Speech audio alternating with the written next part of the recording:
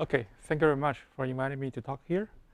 Today I'll be talking about a very concrete construction about B-twisted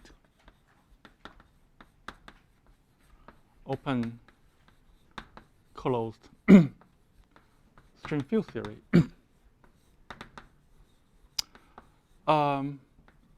which is very much related to studying some kind of complex geometry, the geometry of a vector bundles on complex manifold. Somehow, I want to understand, one of the purposes of this study to understand the following sort of the phenomenon that I will understand, like starting from some kind of gauge theory. At a large n. I want to describe an algorithm and some kind of mechanism to reconstruct from this process using deformation theory.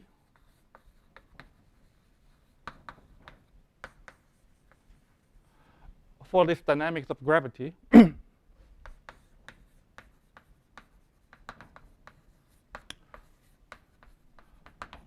At least how it works in this example. But that's the sort of thing I want to explain. It turns out this deformation, the way you start from here, and then by doing deformation theory and so on, it turns out to be a recursive way of solving, like recursively solving Feuerbach's open-closed BV-Mast equation. So I try to explain this. It turns out to be a very powerful method. So the kind of the gauge theory data, this open string field,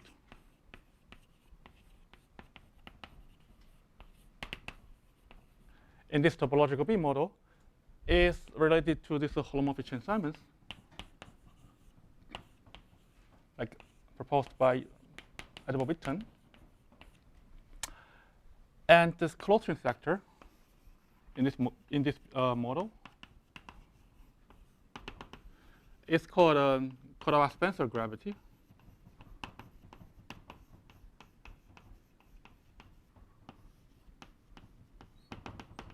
Studied by Masashi Sokori of Wafa, BCU theory. And I will try to explain how to couple these two systems together in a consistent way, which leads to this kind of recursion solution.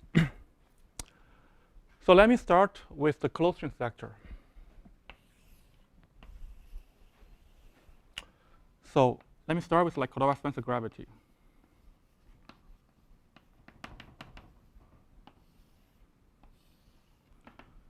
I've been talking about, like, say, a Calabi threefold.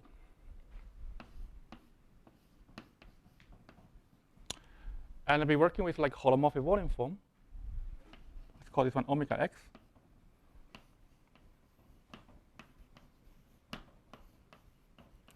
So locally, it is given by dz1, watch dz2, watch dz3 locally. And actually, in this talk, we'll be mainly working with local data. So we're going to work with like a complex C3 and something like that to simplify the discussion. So d1, d2, d3 is going to be my holomorphic coordinate. Now, the field content of this Spencer gravity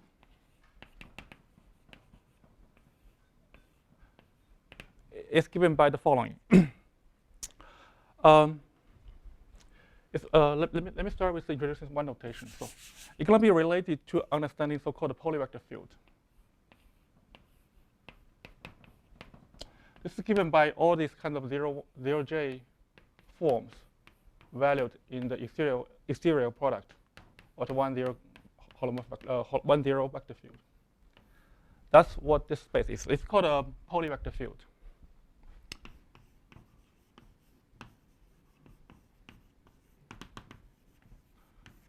Somehow, this is the space which captures the deformation of complex structures on complex manifold. And in this example, like for this Cordova-Spencer gravity, because it's like Calabi-Yau geometry, it's rigid flat metric. It's going to be reflected by studying this complex geometry. So that's why it's called a Cordova-Spencer gravity. But anyway, so this is my polyvector field. There are a bunch of interesting operators. So the first one is like a d-bar operator. Sorry to interrupt. What is the omega 0j symbol? It's like it's a 0, j form. So it's a differential form of 0j type. So if we locally, it means that it is holomorphic coordinate. Locally means like it's like dz I1 bar, dz ij bar. So locally, if you write down differential forms, it contains like a j, like 0, 1 forms. That's what it means. In that case, my question is, what is the second slot in that telling us? Yes, this is like a wedge product for this vector bundle. It's like, so for example, this holomorphic vector field, 1-0 vector field means that locally it's given by like holomorphic partial z, like say j1, it's essential, and partial zj. It depends on how many you have, like I. So locally it's represented by something, let's say, an element here phi, let's call it mu, can be locally written as like mu. I is bad, so let me call this one of mg. It's represented by something like mu j1. J is also bad. Let's call m1 and I. It's represented by something like that. I1, II, and tensors like M1 bar, MJ bar, with a form type like this.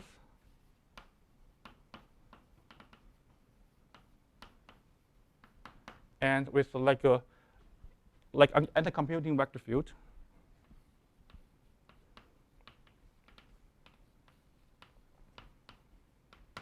That's what it looks like. Yes. I just worth mentioning that if a physicist was writing down formulas in field theory, there would be a fermion field, which you might call eta, corresponding to dz bar. Yes. Another one which you might call psi or theta, corresponding to d by dz. Yes. And so this would be an expression. Exactly. Yeah. With n j fermions one cardinal A rather than. Yeah. So it's just a conventional local operator. Exactly. Yeah. I hope explains. Okay. So so that's what it looks like. So usually, like if you work with like differential forms, you have like ij differential forms locally written in terms of like a j01 forms with I10 forms. But this is like a polyvector. So in particular, if you have only one index for I, it just means like something valued in the vector field. But it could be something more. Now there are two interesting operators. Like first one is the d-bar operator, which goes from this space, ij, to p way ij plus 1. So it's a derivation in terms of it's an holomorphic derivation. So and you increase the form degree by 1. So this is the Boole operator, the d-bar operator.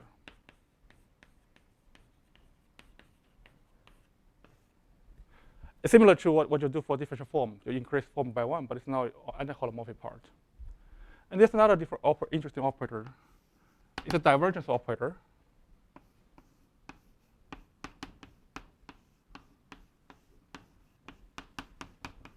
So like a divergence operator.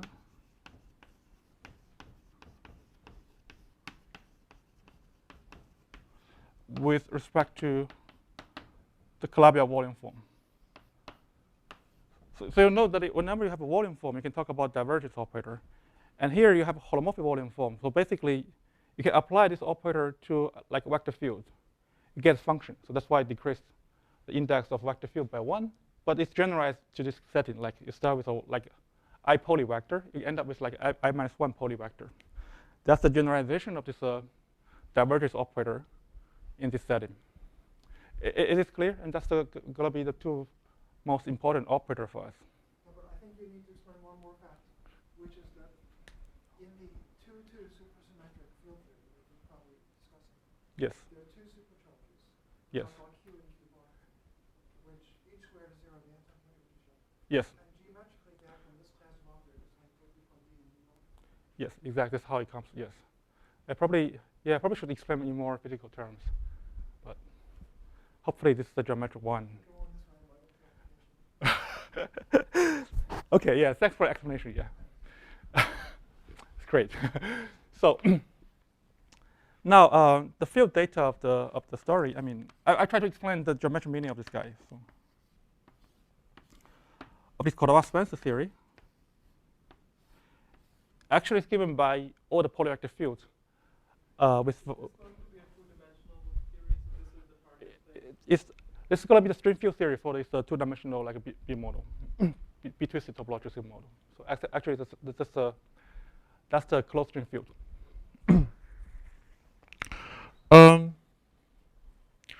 Now, what's happening is that I mean, the space field turns out to be very big. I mean, it turns out to be this guy, polyvector field,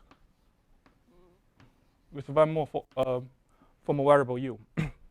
Use a formal variable here, actually, which has cohomology degree 2, which is related to somehow the gravitational descendant. And this is not the kind of Cordova-Spencer theory that was discussed in the original paper of BCOE. This is some sort of the extension of that construction by turning on gravitational descendants. This is a version you might work with Castello. So let's still call this one Cordova-Spencer theory. With linearized BST operator,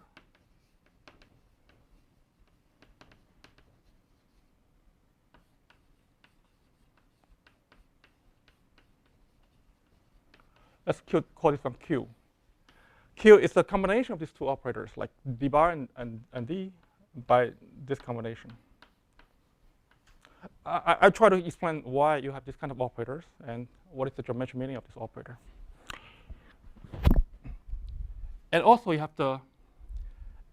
a bracket. Mathematically, it's called like a Schouten-Neuhaus bracket, but it's very simple. It's a generalization of the usual bracket that you have for vector field. So we know that if you have two vector fields, you can have they can take a commutator. It's still a vector field. That's a Lie structure, and this is a generalization of this there's a Lie bracket to polyvector field, defined in a very similar way. And that's the sort of structure you have. So far, you haven't seen like clearly what's happening from the string theory point of view, but just be patient. I come back. So there's also equation motion. Once you have this data, it's given by this kind of equation, this Moré-Caron type equation equals 0. So very similar to like a flat connection in some sense. And what is the meaning of this equation? This equation describes the deformation of Calabi-Yau structure. So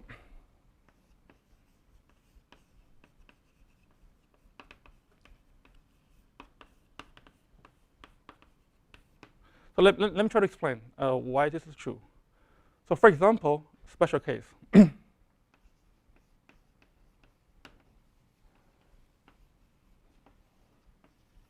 You see, like this one is very huge. It's huge just because you end up with this huge complex by doing kind of a version of a BST-BB formalism. But geometrically, this is very simple. So let's work with the simplest example where this field has only two components. That's the physical component.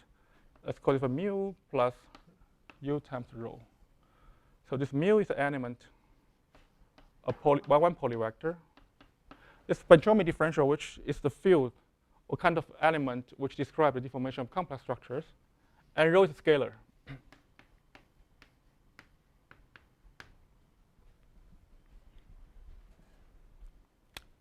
And then if you work out what this equation motion tells you, I mean, you find two equations, like del bar mu plus 1/2 bracket mu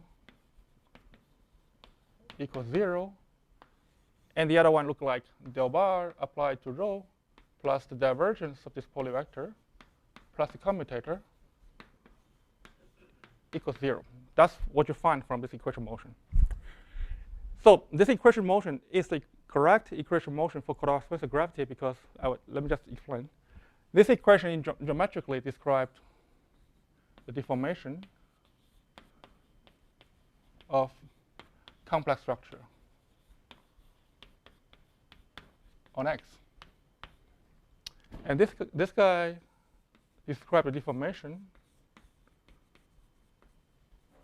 of the holomorphic volume form according to the direction of the deformation by the complex structure. So basically, this couple described the Richard-Flat metric by Yao theorem. This geometry of like a Richard-Flat metric.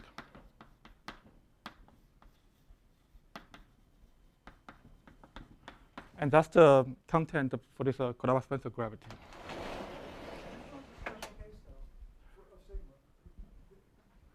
Which one? Well, you just considered a special case where sigma depends on you and right? Yes, but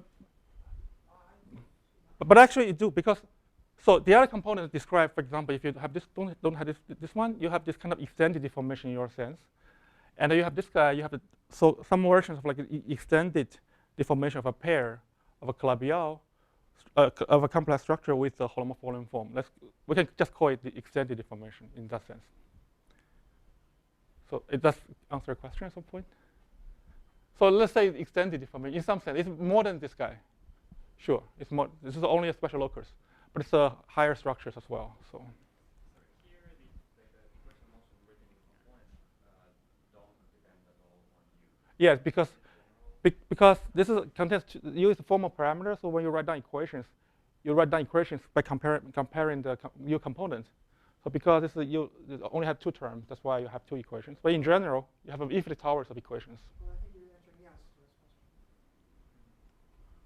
question. You just use the equation. Yes. And There's no order U squared term? because it's function, so the scalar. But in general, yes, you generally if you turn on more complicated terms, you have to have U squared terms and you write down more complicated stuff. So it's a little bit more than this, but that's basically the kind of geometry behind. So this Kodawa-Spencer theory is describing, in some sense, extended deformation of Calabi-Yau structure. And that's all I want to tell about this Kodawa-Spencer gravity. I want to come back to discuss this Holomorphic-Simons. Any further questions or? Now let me come back to this Holomorphic-Simons.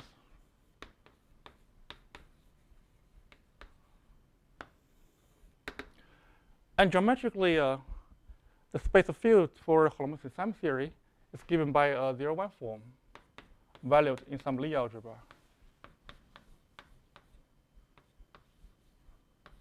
Some kind of Lie algebra.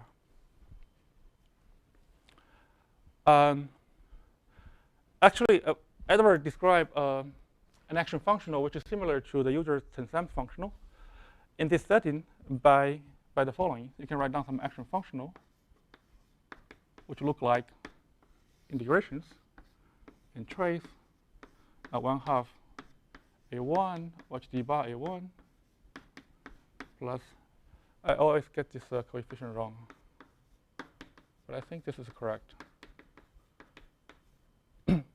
So you get like a 0-3 form. So I have to wedge with the holomorphic volume form to get something like top form to be integrated on Calabi-Yau 3 form. This is very similar to the Chern-Simons functional, except you take the bar operator instead of the operator, and you have to work with a holomorphic volume form. And if you do variation in the equation motion, it's given by del bar similar to this Morris-Kallang type equation, similar to the flat connection, but in this case, it's 0-1 connection. So this equation describes a holomorphic vector bundle.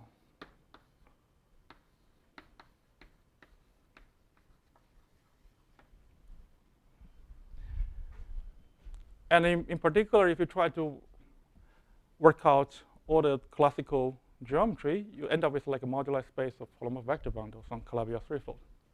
That's an interesting object. Now, I want to explain a mechanism which somehow tells me that starting from here, by studying this kind of interesting gauge theory at the larger limit, I will completely recover all the dynamics in this setup, even at the quantum level. I try to explain what this means. So, how these two steps are related.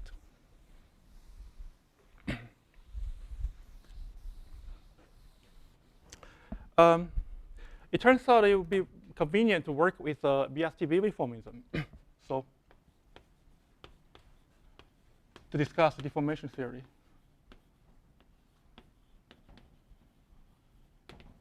And this example is pretty standard. This is a huge gauge symmetry as what similar to Chern-Simons. So you add into this ghost field and their anti-fields as well. So let's just denote it by 0, 1 form valued in just a G and 0 form,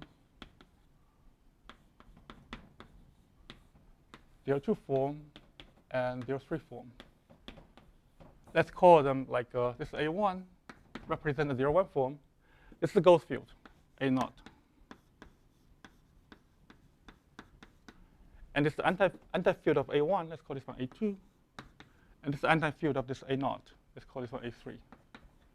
And let's collect all of the field to be a master field. So this is one way, a standard way to do gauge fixing. And you can write down the master action functional for this master field. And let's still call this one holomorphic Chern-Simons. So by including all of the ghost field and so on, you end up with the following action functional, which is the same thing as what I wrote down there, but replacing A1 by the master field.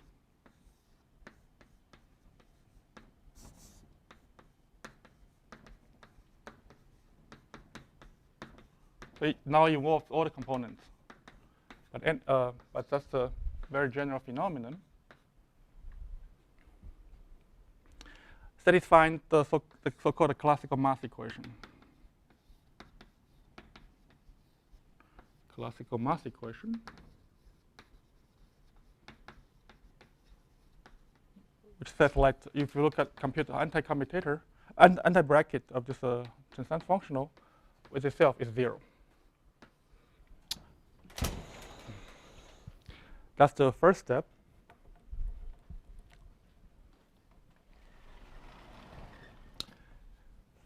Now, I want to start to think about how to deform the theory.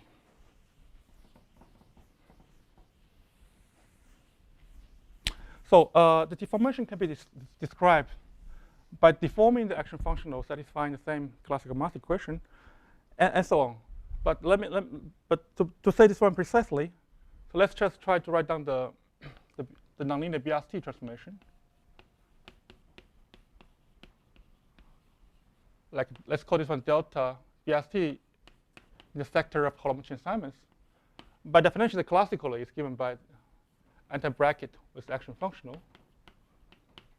And because the mass equation, this one squares 0.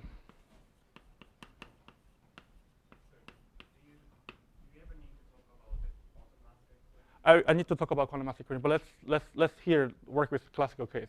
The quantum one will be more subtle, but it turns out to be a quantum statement.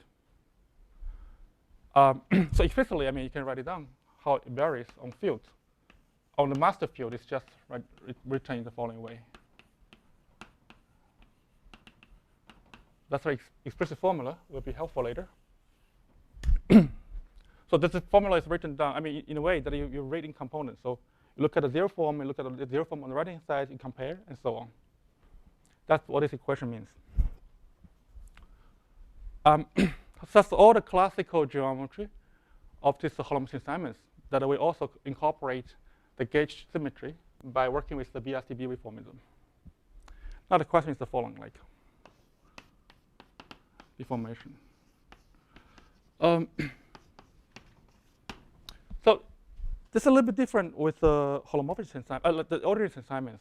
The ordinary Chern-Simons is pretty topological, and you don't have much to do. I mean, not much room to play with. But actually, for this holomorphic Chern-Simons, there's a huge deformation. And this deformation can be analyzed by a very interesting way using this larger matrix, larger technique. So let me try to explain. So for example, naively, like we want to deform this holomorphic Chern-Simons, say by adding to some extra terms. Like say, classically, it means like preserving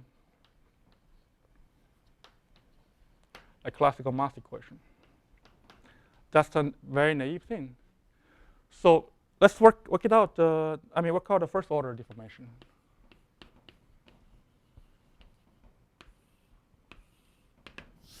So the classical mass equation at first order requires the following equation holds.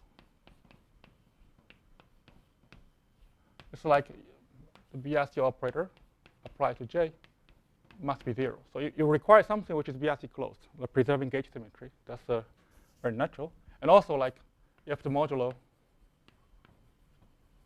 like BRC exact terms. That's a natural thing you do for this deforming this for this action functional. And actually, this is a cohomological problem. This is represented, this space basically is represented by the BRC cohomology. All possible local functionals you can write down with respect to the BRC differential. And that's the thing you want to compute. And this guy is actually highly non-trivial. And roughly speaking, so this, because this holomorphic Chern-Simons is sort of describing some kind of Lie structure, you have the bracket, but you also have some kind of D-bar operator. So what's happening is the following. The cohomology is the analog of computing like Lie algebra cohomology. Roughly, there's some precise notion, but roughly speaking, it computes the Lie algebra cohomology for the following Lie algebra. It's basically the Dubourg complex on X valued in this G. Let me write it as a tensor. So this is a component which captures all the possible fields in the theory. So this is like there's a natural differential structure like a D-bar operator, and there's a natural Lie bracket arising from this vector. And somehow computing the BRC cohomology, same thing, computing the Lie algebra cohomology. So, but again, if you pick arbitrary Lie algebra, you look at this complex, this is a very difficult to compute. And how to get some exact result. Now here's a very amazing theorem in mathematics. So let me try to explain.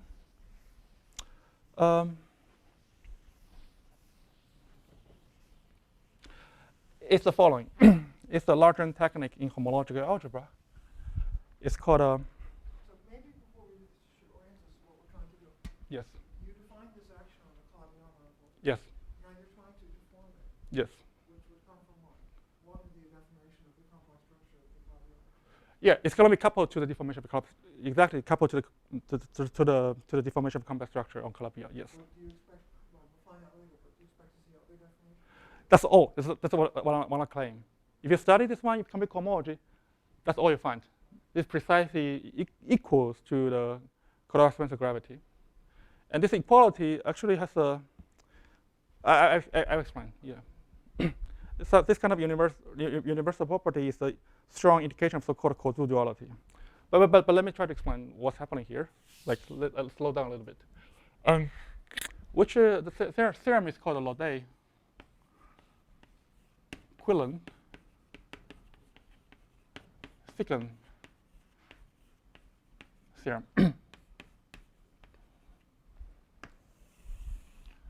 This is a very useful way to study deformation theory for any kind of gauge theory at the larger limit. So let me try to explain what's happening. Let's look at, for example, let's look at any kind of a, say, R is some kind of associative algebra. It could be anything, like very complicated. Now, I can look at a corresponding Lie algebra. So let's look at this m by m matrix valued in this R. Now this is a Lie algebra.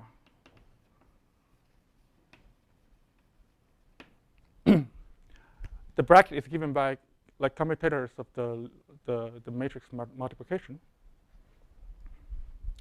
Then the statement of the theorem is the following. If you try to compute the Lie algebra cohomology of this Lie algebra, valued a matrix value, I mean R value of the matrix algebra, this is very complicated, but if you're in the larger limit,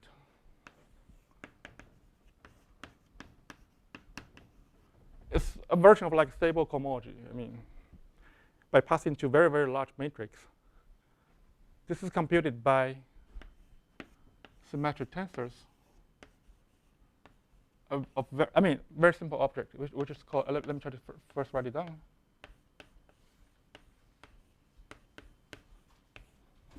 So this guy is called a cyclic cohomology.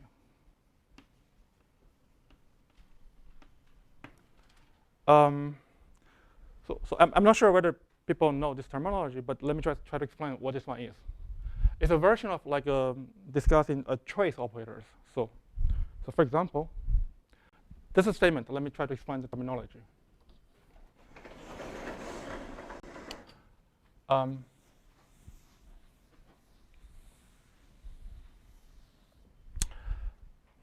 It's the following. Like, you first define a so-called like a cyclic tensor of an algebra. So let's call, like say n R to be something like that. It's some notations, but let's call this one say lambda s. I use a notation from mathematics. But roughly speaking, it's something like that. I mean, you have a bunch of tensors of the algebra, which contains like n plus 1 of them, modulo a relation by cyclic permutation.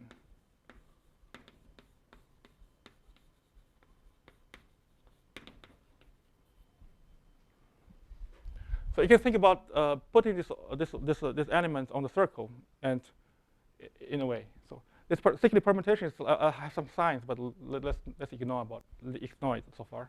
But that's what this one looks like. And there's an interesting operation, which is called Hochschild differential,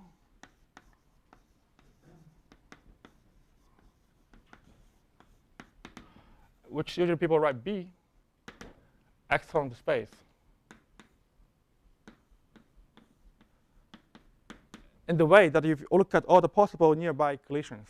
So for example, if map, say R0, tensor R1, and so on,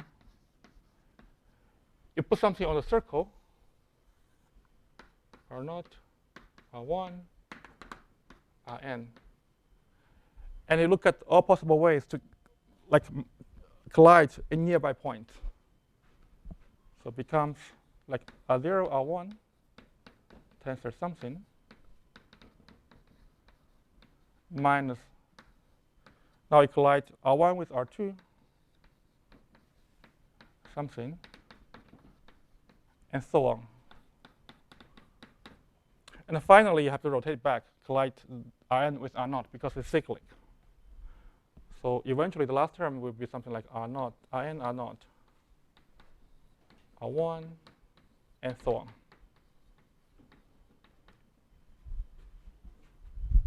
That's what this operation looks like.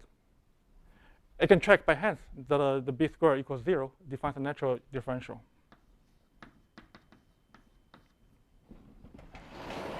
And by the construction, I mean itself, by the expression, is compatible with the cyclic permutation, so that's where defined. Now,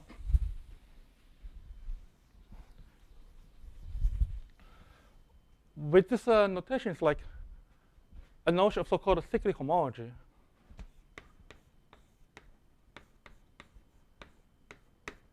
Is defined by the homology of this complex.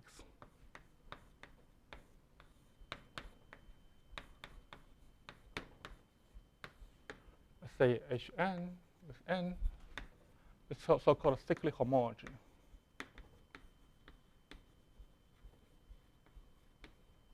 And similarly, you have a cyclic cohomology.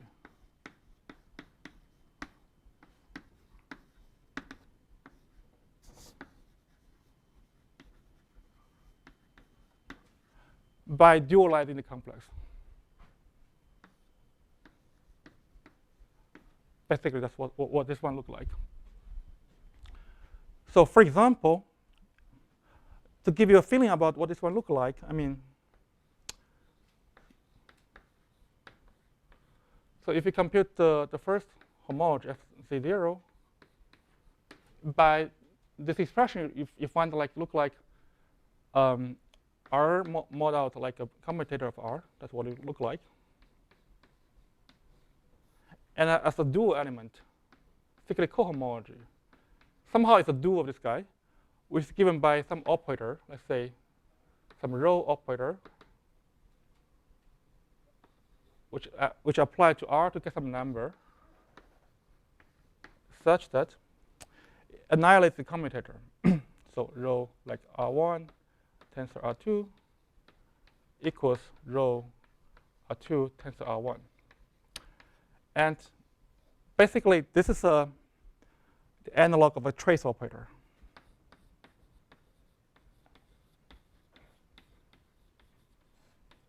Abstractly. So another way of saying it is like a cyclic homology is nothing but just basically all these kind of derived trace operators. Let's say, let me just say single trace operators.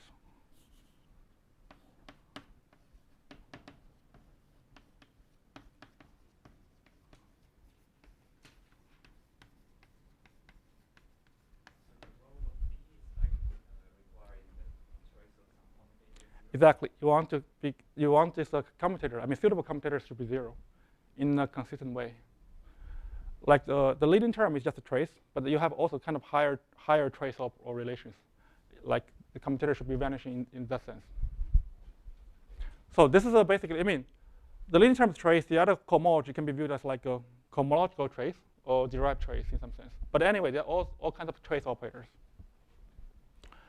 So you see, like, I mean, intuitively, this element just describes a single trace operator that I can write down for a gauge theory. And what about this guy? Sim K. It's basically a K multi-trace operator.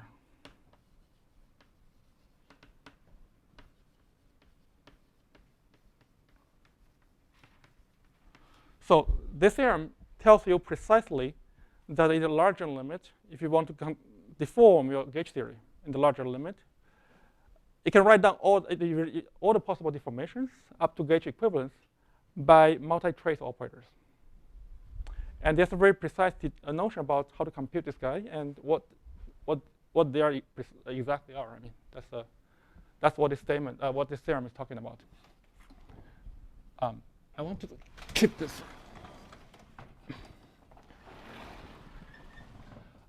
Any question about this statement? That's roughly what this one is. Now I want to use this statement to understand this first order deformation. So you see, like from this discussion, we need to understand. Let's try to apply this one to the example of Chern-Simons and see what we find. So in our case,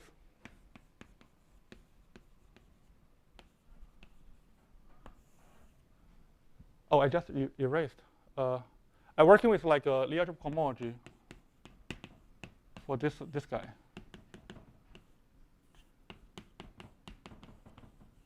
This one, this differential gradient Lie algebra describes the geometry of Chern-Simons. So in particular, this means that our algebra A is just a double complex. Because this is like this is a matrix valued in this ring. It's pretty simple. And now I can compute what is corresponding cyclical mode of this ring. And this one equals, by so-called HKR theorem, the polyvector field on X with the descendant. And basically the same thing as this complex, linearized complex. So this complex describing this Cordova-Spencer gravity basically captured all the single trace operators. So this is precisely the Cordova-Spencer gravity. What is U? Yeah. U, actually, this is because it's like a S1 rotation. U can be viewed as like an equivalent parameter for S1 rotation. So this is like why I have a cyclic operator.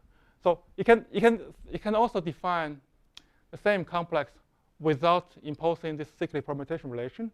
You get a so-called Hochschild homology, and there you don't have this U. So this is like an equivalent version of this. So the U play the role of like equivalent parameter. That's why you have all the this kind of complex, this element come out from this calculation. And the upshot like is that suppose you don't know anything about Cordova-Spencer gravity, you just start with gauge theory and do a large N deformation. You discover this.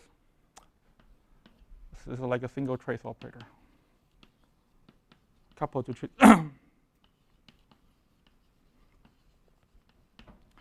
So, I mean, let me give you some examples on like how this one is coupled to give rise to a single trace operator.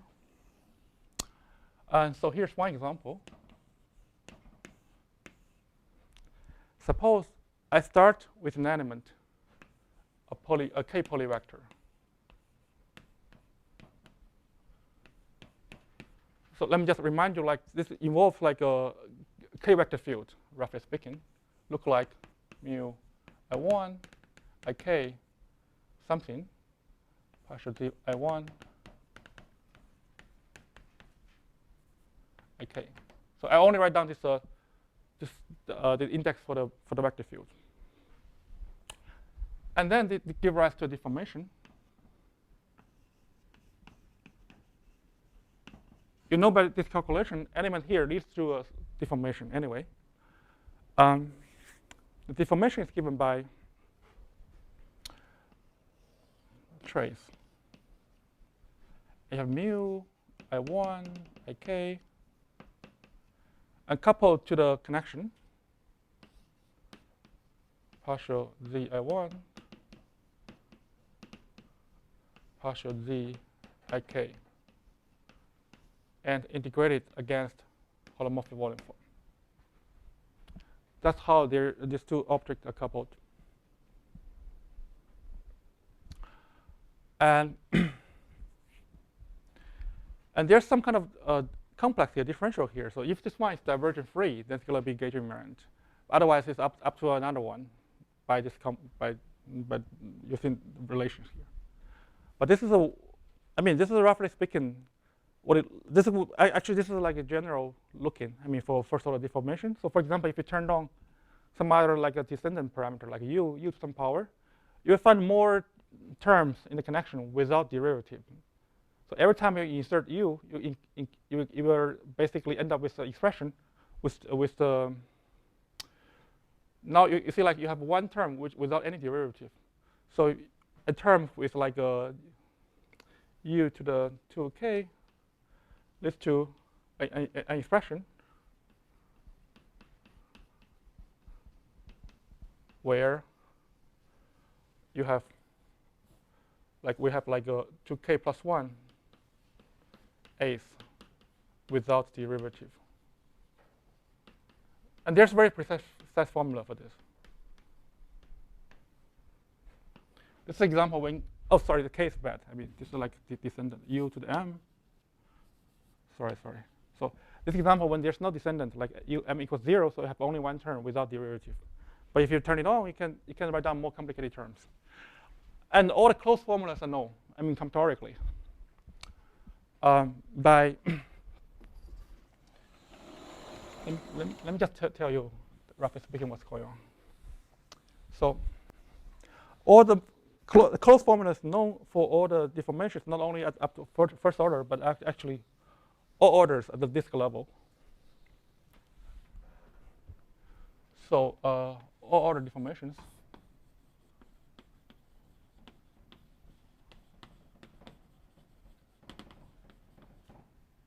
at the level of disk.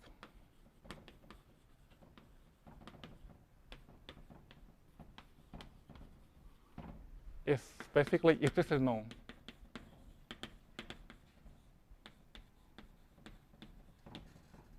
in terms of basically a version of a theorem by Chern-Simons, it's a graph formula by proving the existence of deformation quantization.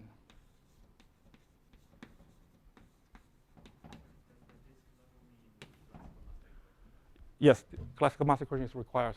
So roughly speaking, so originally, like Holomorphic Chern-Simons, you think about this one as like a disk amplitude. I mean, it can be something like that. That's computing open string sector. And you look at the first order deformation and couple to the Kodawa-Spencer gravity by this mu. And you see, like, by what this formula look like. Mu contains, like, say, if mu contains k vector field. So think about this vector field as something that can act on something else. So it acts on the input of the gauge connection. That's how you write down this coupling constant. In general, you can write down something like more complicated. You can turn down, like, say, fourth order deformation.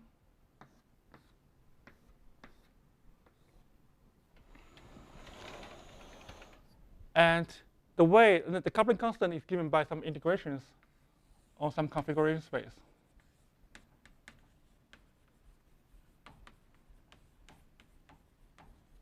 On the disk.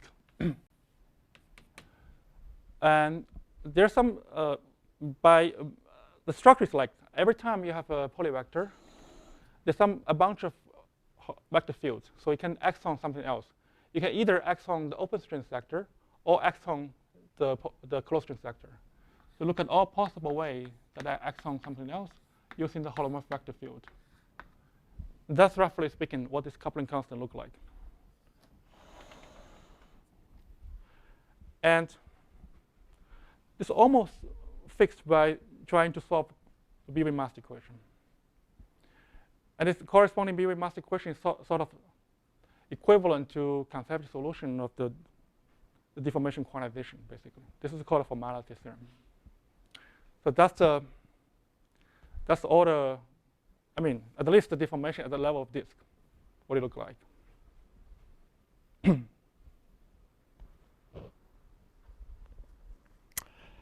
And actually, I treat it a little bit like when I talk about this classical mass equation. I mean, I didn't include the closed string sector.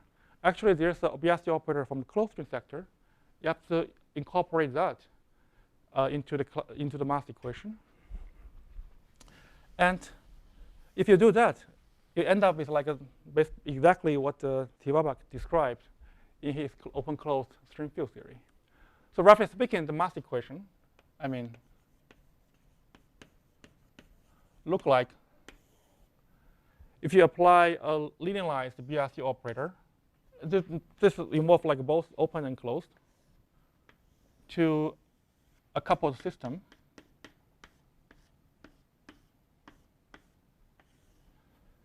And I mean, this equals basically some kind of like a B-wave bracket in the open string sector by something like that.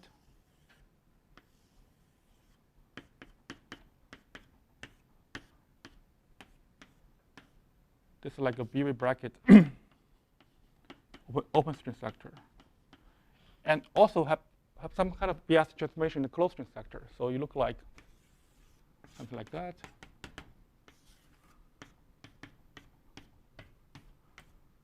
So this is like a B-wave in the closed string sector.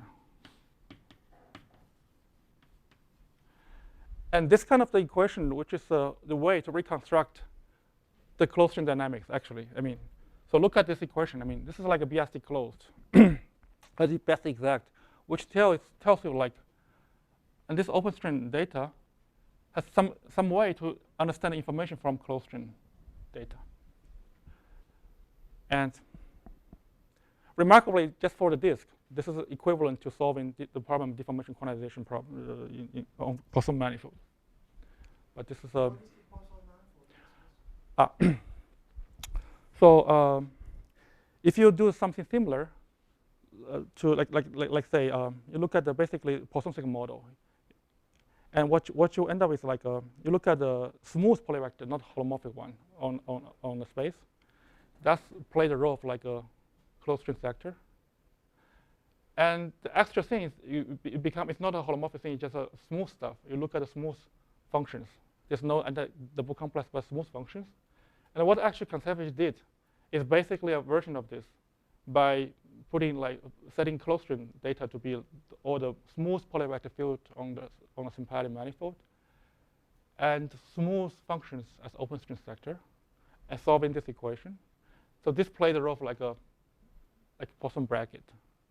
And this plays the role of like so-called A-infinite structures. They are related to each other. And this is basically how you can show that any kind of Poisson tensor is translated to describing some kind of associative algebra structure. That's the naive idea. I can explain more, but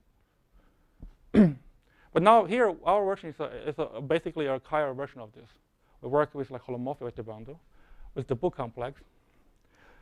You end up with actually saying a little bit more. So here's the claim.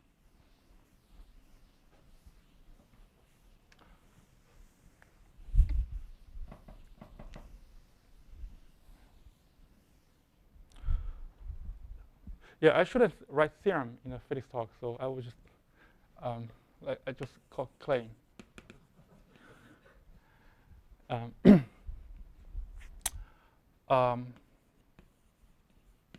Hello. It's the following. Like, say, let's work with a local piece of Calabi-Yau. Let's do one coordinate.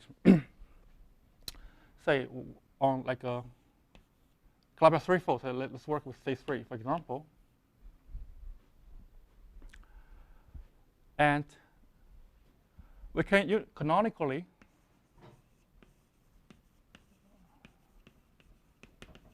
That's also good because I don't need to explain all the precise terminology. So we can canonically reconstruct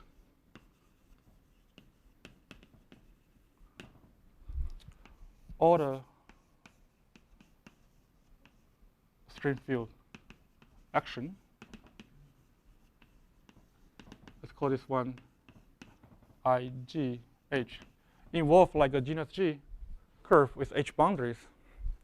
It's a string field action for describing this topology.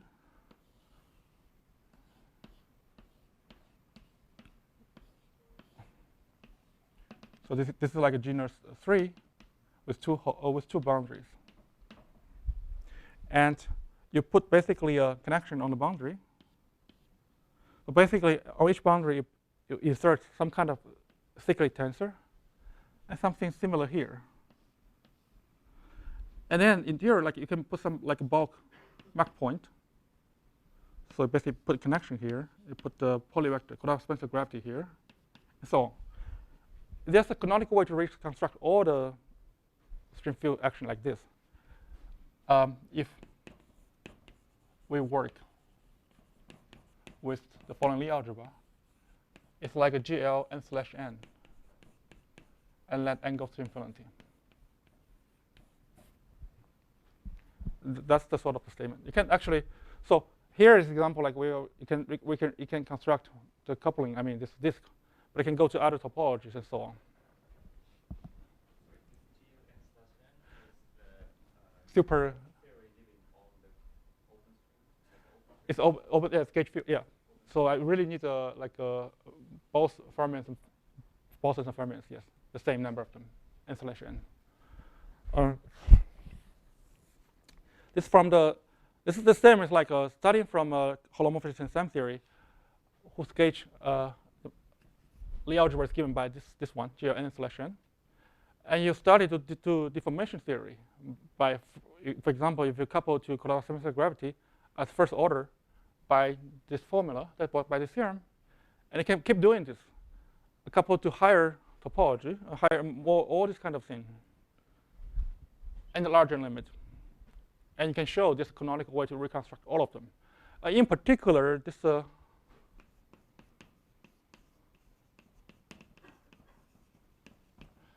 you can basically reconstruct all this kind of closed string stuff. Just by starting with open string field theory in the larger limit. That's roughly the statement we have.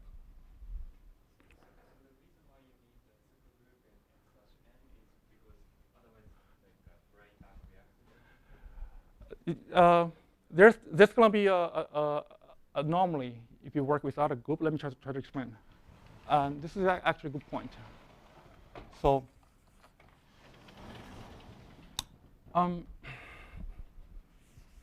there's an anomaly which is similar to this Green-Schwarz mechanism. It's an anomaly at the annulus level, where there's anomaly cancellation for the one loop contribution from the gauge theory and tree-level contribution from the closed string sector. They cancel if you work with this Lie algebra, but not true in general. So if we work with start with, say, the Lie algebra is like a GLN, and let n goes to infinity, and there's an annulus anomaly.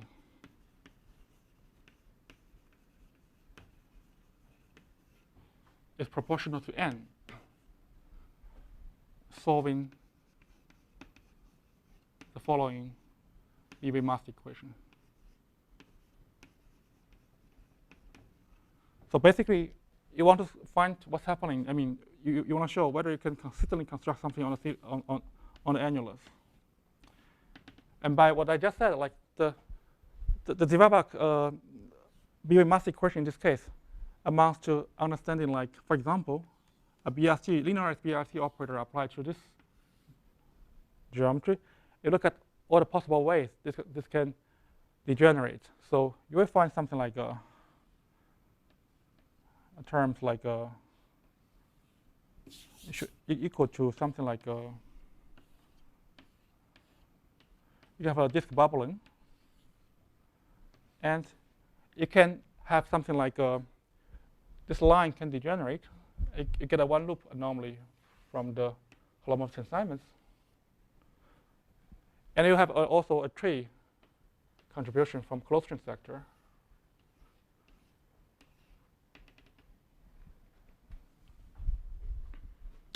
And basically, you want to show like whether you can construct this guy by solving the mass equation. It turns out that if you work with n/n, these two anomalies will cancel each other.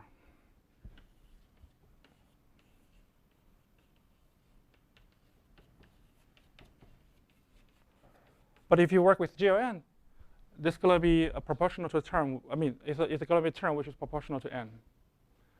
So that's the annulus anomaly, and that's the only anomaly actually present in this theory.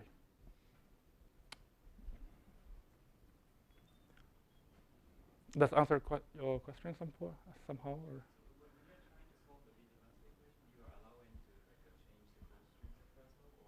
You can change like a step by step, but you know the change is like a homologous. Like, for example, if you change something from previous step, you end up with something like exact at the next level. So actually, the way you solve this mass equation at each step is controlled by some kind of a biastic homology. And it turns out like just in this story, we only find anomaly at this level, and all the other topologies it can show by after nonsense. This anomaly can is vanishing, so there's no obstruction for solving that.